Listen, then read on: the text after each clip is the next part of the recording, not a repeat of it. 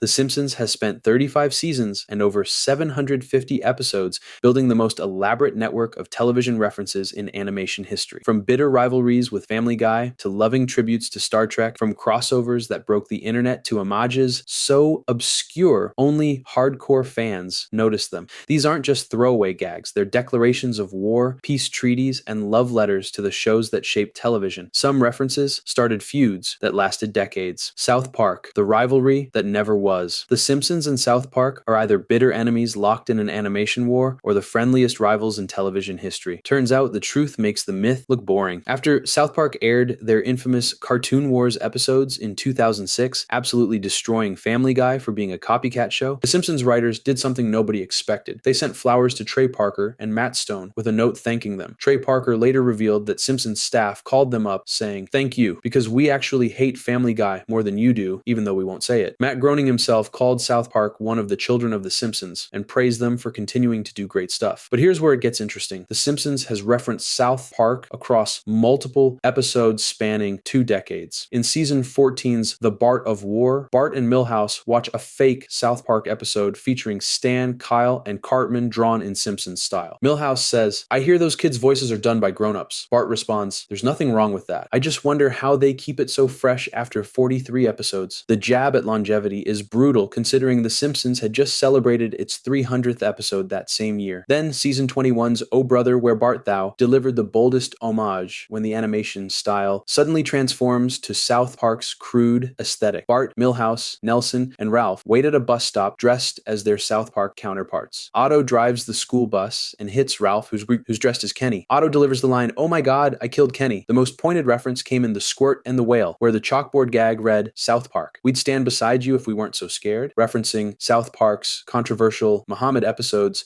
that resulted in terrorist threats. The relationship isn't hostile. It's affectionate respect between two shows that pioneered adult animation, but that respect didn't stop The Simpsons from taking shots at another animated competitor. Wait until you hear about the Family Guy feud that actually got nasty. Family Guy, the plagiarism, accusations. Family Guy is either The Simpsons' spiritual successor or the biggest ripoff in television history. The Simpsons writers couldn't decide which, so they spent 2 decades calling them thieves on national television. When Family Guy debuted in 1999, Simpsons writer Mike Rice documented the reaction in his book Springfield Confidential. The younger writers were furious, calling it vulgar, complaining it moves too fast, saying it's nothing but pop culture references. The Simpsons was so annoyed by Family Guy's cutaway gags that they intentionally stopped writing them. According to DVD commentary, they abandoned an entire type of joke because Family Guy ran that particular joke into the ground. The shots started immediately. In Missionary Impossible, airing just 6 weeks after Family Guy's premiere, Betty White breaks the fourth wall during a Fox pledge drive, begging viewers to help keep this crude, lowbrow programming on the air while Family Guy appears on screen. Season 14's Treehouse of Horror 13 showed Peter Griffin as one of Homer's defective clones, implying Family Guy is literally just a copy of The Simpsons. But season 17's The Italian Bob delivered the most famous plagiarism joke. Italian police flipped through a criminal book showing Peter Griffin wanted for plagiarismo, and Stan Smith wanted for plagiarismo di plagiarismo, suggesting American Dad ripped off Family Guy, which ripped off The Simpsons.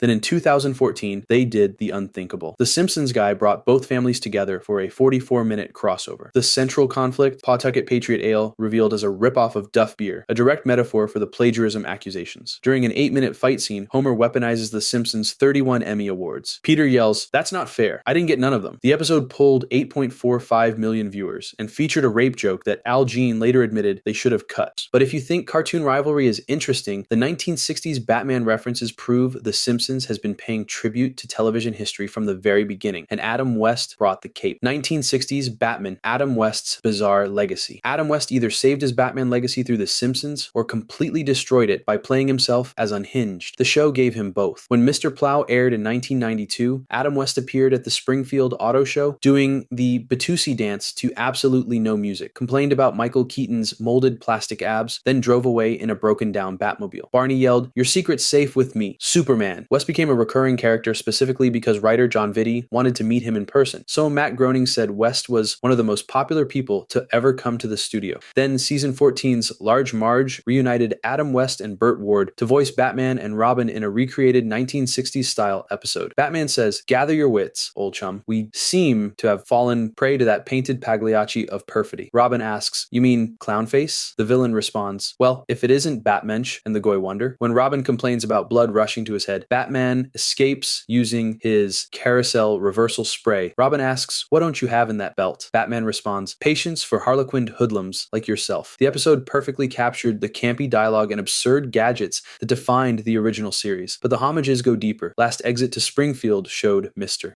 Burns and Smithers sliding down twin fire poles with their names on them while the Batman theme briefly plays. They pass through a revolving bookcase just like Wayne Manor. Season 7's Radioactive Man parodied the entire 1960s Batman format with POW and BAM fight graphics, ridiculous villain dances, and campy dialogue. The show has referenced To the Batmobile across multiple episodes, with Homer shouting To the Simpson Mobile and a beekeeper yelling To the Beemobile. But Batman references are just affectionate nostalgia. The X-Files crossover in 1997 changed what was possible when a prestige drama met the world's biggest animated sitcom. The X-Files, the crossover that shouldn't have worked. The X-Files and The Simpsons are either the perfect crossover or the most impossible match in television history. Turns out it was both. The Springfield Files aired January 12th, 1997, bringing David Duchovny and Gillian Anderson to Springfield as Fox Mulder and Dana Scully. The episode opens with Leonard Nimoy narrating, "The following tale of alien encounters is true." And by true, I mean false. It's all lies, but they're entertaining lies. And in the end, isn't that the real truth? The answer is no. Homer drinks at Moe's until the breathalyzer shows tipsy, soused, stinkin' Boris Yeltsin walks home through the woods and encounters a glowing alien saying, "Don't be afraid." The FBI investigates. The entire town gathers. Lisa reveals the truth. The alien is actually Mr. Burns' post-longevity treatment, disoriented and glowing green from nuclear radiation. The episode is packed with Easter eggs nobody talks about. Mulder's FBI badge shows him wearing only a Speedo, as referencing the X-Files episode Dwayne Barry. The cigarette-smoking man appears in the background during the lie detector scene. The police lineup features Marvin the Martian, Gort, Chewbacca, and Alf without permission from any studio, making it what fans call the most illegal shot in animation history. Scully wears a t-shirt at the end reading, "Homer is a dope." Al Jean found a TV guide with an X-Files cover in a bathroom during a story retreat and pitched the crossover on the spot. The episode pulled 11.3 million households, won an Annie Award for Best Producing, and ranks as the 7th highest rated Simpsons episode on IMDb with a 9.1 score. X-Files creator Chris Carter said, "Being satirized by The Simpsons was an honor." Digital Spy later ranked it the 15th greatest Simpsons episode ever made. But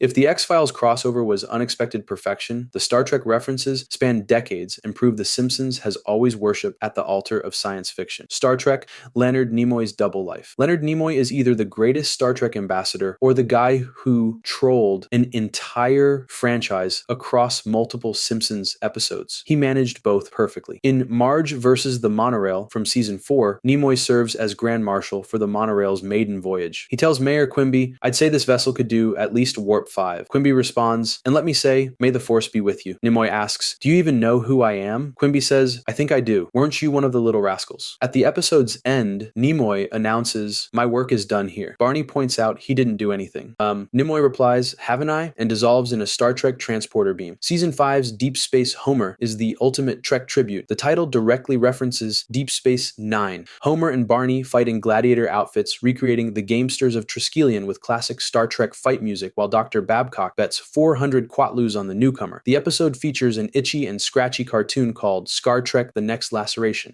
NASA astronaut Edward Liu loved the episode so much he brought a copy to the International Space Station. The references never stop. Itchy and Scratchy, the movie, showed a fake trailer for Star Trek 12, So Very Tired, with an elderly Enterprise crew too exhausted to function. Comic Book Guy's car has bumper stickers reading, "I break for tribbles," and "My child is an honor student at Starfleet Academy." In Das Bus, he downloads a nude Captain Janeway picture and says, "Lace, the final brassiere." In Treehouse of Horror X, he owns the only working phaser ever built at, which he fired once to keep William Shatner from releasing another album. Patrick Stewart even voiced number 1 in Homer the Great, making him both Captain Picard and a stonecutter leader. But Star Trek worship is mainstream nerd culture. Twin Peaks references prove The Simpsons respects the weird cult shows that nobody else would dare touch. Twin Peaks, the Red Room dream sequence. Twin Peaks is either the most influential cult show in television history or a pretentious mess that nobody understood. The Simpsons chose influential. Who Shot Mr. Burns? Part 2 aired September 17th, 1995, almost exactly 5 years after Twin Peaks' Who Killed Laura Palmer cliffhanger. Chief Wiggum drinks warm cream, deliberately the opposite of Agent Cooper's coffee obsession and falls asleep. He dreams himself in the iconic Twin Peaks Red Room with black and white chevron floor, red curtains, and Lisa Simpson as the man from another place.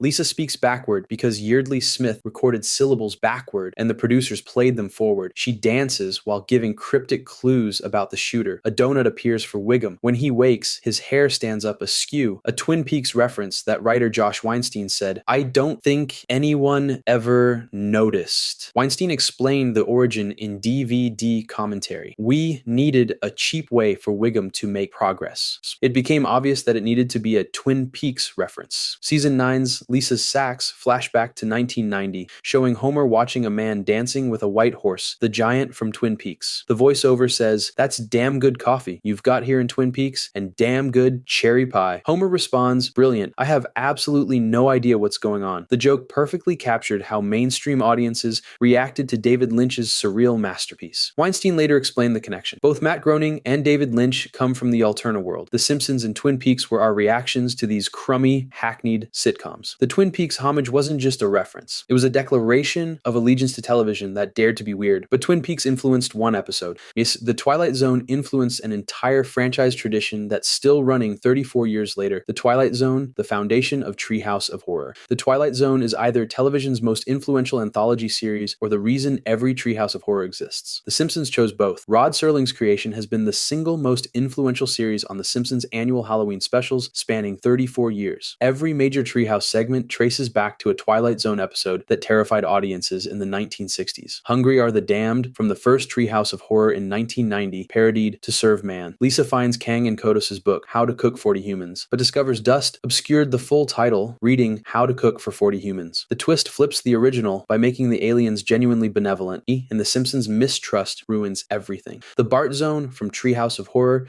parodied It's a Good Life, with Bart gaining reality-warping psychic powers, transforming Homer into a jack-in-the-box. The segment opens with narration mimicking Rod Serling's iconic delivery style. Season 4's Clown Without Pity parodied Living Doll. Homer buys a crusty doll that tries to murder him until a repairman discovers the switch was set to evil and flips it to good. Season 5's Terror at 5.5 Feet parodied William Shatner's Nightmare at 20,000 Feet, with Bart seeing a gremlin tear apart the school bus. The dark ending shows the gremlin holding Ned Flanders' severed head. Season 6's Homer Cubed parodied Little Girl Lost, with groundbreaking 1995 CGI as Homer falls into the third dimension and gets banished to live-action reality. Season 7's The Genesis Tub parodied The Little People, with Lisa creating microscopic life that worships her as God while Bart becomes their devil. But Twilight Zone references honor classic television. The Cheers reunion in 1994 brought back an entire cast and turned their beloved bar into something unexpectedly dark. Cheers, the reunion that went dark. Cheers is either television's most beloved sitcom or a show about violent alcoholics barely holding it together. The Simpsons revealed the second option. Fear of Flying aired December 18th, 1994, and brought back the entire Cheers cast for what should have been a heartwarming reunion. Ted Danson, Woody Harrelson, Rhea Perlman, John Ratzenberger, and George Wendt all reprised their roles. Homer gets banned from Moe's Tavern and searches for a new bar, stumbling into Cheers. He initially likes the place as everyone greets each other warmly. Then, the scene takes a dark turn. Norm demands another beer. Woody explains his doctor advised cutting him off. Norm breaks a bottle and threatens Woody with violence. Cliff and Frasier restrain Norm, telling him to save his strength for karaoke. As Homer flees in horror, Norm breaks down crying and calls them his best friends. Executive producer David Merkin said in DVD commentary, "This is a very amazing thing. We were able to get the entire cast of Cheers to reunite. These are the real actors." But here's where it gets weird. Kelsey Grammer, who played Sideshow Bob on The Simpsons for years, couldn't voice Frasier Crane due to scheduling conflicts with his Frasier spinoff. Frasier appears visually in the episode, but has no speaking lines whatsoever. The reunion was missing its psychiatrist. Simon Currar of The Times listed the Cheers cameo as one of the 33 funniest cameos in Simpsons history in 2007. The dark twist subverted what everyone expected from a Cheers reunion. Instead of warm nostalgia, The Simpsons showed the bar as a support group for dysfunctional alcoholics barely keeping each other alive. But the Cheers reunion was just fan service. The critic crossover in 1995 caused a behind-the-scenes war that almost destroyed the Simpsons creative team and made Matt Groening so furious he removed his name from the credits. The Critic, The Groening Civil War. The Critic crossover is either a harmless guest appearance or the episode that nearly destroyed the Simpsons creative team. Matt Groening chose war. A Star is Burns aired March 5th, 1995, bringing Jay Sherman from The Critic to judge Springfield's film festival. The episode features Barney's touching Pocahontas about alcoholism, and Mr. Burns' self-aggrandizing A Burns for All Seasons, directed by Senor Spielberg's non-union Mexican equivalent. The episode even mocks itself when Bart watches TV and an announcer says, "Coming up next, the Flintstones meet the Jetsons." Bart responds, oh, I smell another cheap cartoon crossover." Then Homer introduces Jay Sherman. Here's where it gets dark. The Critic was created by Al Jean and Mike Rice, former Simpsons showrunners. After ABC canceled it, Fox picked it up and placed it after The Simpsons. James L. Brooks pitched the crossover episode. Matt Groening exploded. He called the episode a 30-minute advertisement for The Critics. He feared viewers would incorrectly associate The Critic with him. He attempted to have the episode pulled from the schedule entirely. When that failed, Groening had his name removed from all credits, making this the only Simpsons episode without Matt Groening's name anywhere. He refused to participate in the season 6 DVD commentary. Brooks responded publicly in the LA Times in March 1995. "I am furious with Matt. He's been going to everybody who wears a suit at Fox and complaining about this. His behavior right now is rotten, and it's not pretty when a rich man acts like this. He is a gifted, adorable, cuddly ingrate." The public feud between The Simpsons creator and executive producer made entertainment news for weeks. The episode still gave us two iconic lines. I said the quiet part loud and the loud part quiet, and I was saying boo earns. But the controversy proved crossovers can destroy friendships behind the scenes, even when they work perfectly on screen. But Groening's critic rage makes his next crossover decision even stranger. When The Simpsons crossed over with Futurama in 2014, Groening negotiated with himself and approved everything. The real-time parody that won an award. 24 is either the most intense action show ever made or the easiest show to parody. The Simpsons proved it's both. 24 Minutes aired May 20th, 2007 as season 18's finale and brought Kiefer Sutherland and Mary Lynn Rajskub to voice Jack Bauer and Chloe O'Brien. The episode won the 2008 Annie Award for Best Writing in Animated Television.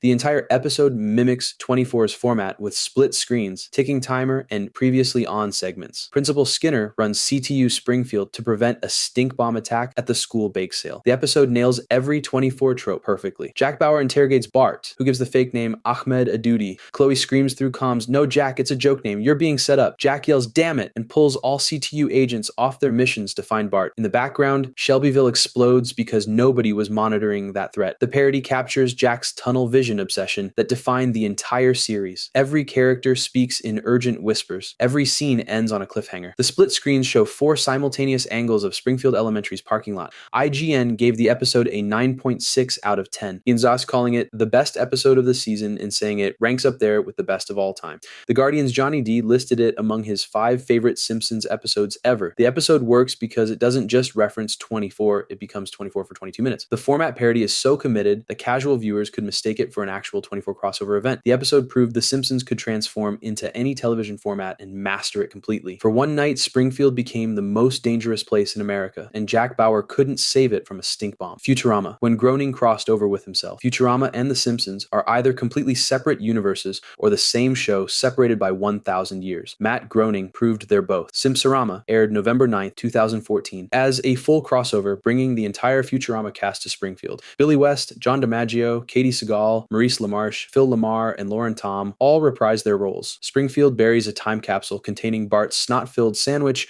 with Milhouse's lucky rabbit's foot. In the 31st century, rabbit-like creatures with Simpson DNA attacked New York. Bender travels back in time to kill Homer, but befriends him instead. The crew discovers the creatures have Bart's DNA, not Homer's, forcing them to protect the kid who'll eventually doom humanity. The episode is packed with meta-commentary about Groening creating both shows. Bart looks at Bender and says, "It's like the guy who designed Bender just took a drawing of Dad and stuck an antenna on it." Bongo from Groening's Life in Hell comic appears writing "Crossovers are hell" on a chalkboard. The episode canonized that Kang and Kodos are a married lesbian couple, confirmed by Al Jean as official Simpsons lore. The crossover pulled 6.70 million viewers, making it the most watched Fox show that night. Screen Rant called it the best episode of the 26th season. But here's what makes this fascinating. When asked about negotiating the crossover rights, Groening said, "That was a really tough one to negotiate because I had to talk to myself." Unlike the Critic crossover in 1995, where Groening removed his name from the credits and started a public war with James L. Brooks,